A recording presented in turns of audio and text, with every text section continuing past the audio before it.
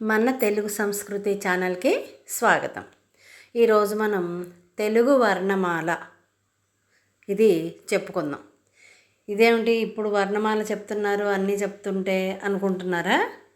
ఏమీ లేదర్రా, చాలామందికి వర్ణమాలలో ఉన్నటువంటి అక్షరాలని ఎలా ఉచ్చరించాలో కూడా తెలియకుండా తరగతులు దాటేస్తున్నారు.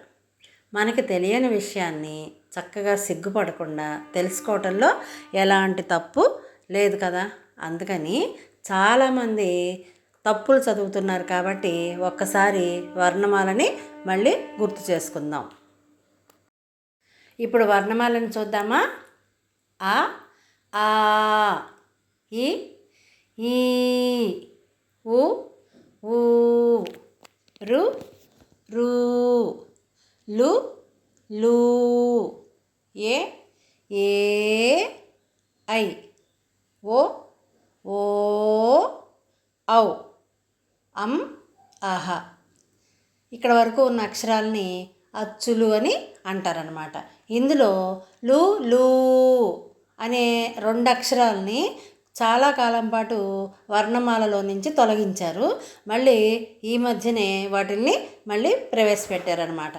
తర్వాత క, ఖ, గ, ఘ, ఞ, చ, చ, ఛ, జ, జ, ఝ, ఇణి, ట, ఠ, డ, ఢ, ణ, త, థ, ద, ధ, న, ప, ఫ, బ, భ, మ, య, ర, ల, వ, శ, ష, స, హ, ళ, క్ష, ర.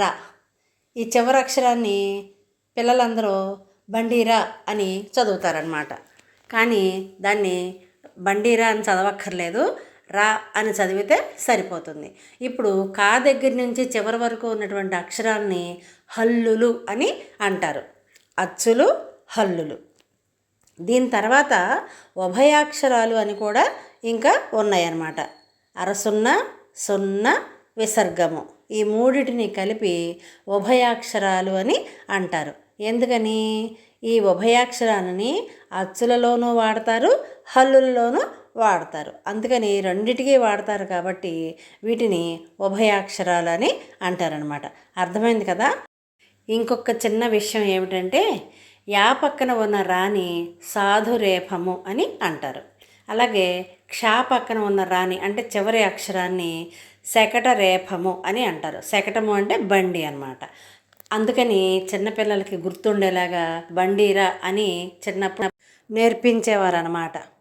మరిన్ని వీడియోల కోసం చూస్తూనే ఉండండి మన తెలుగు సంస్కృతి ఛానల్.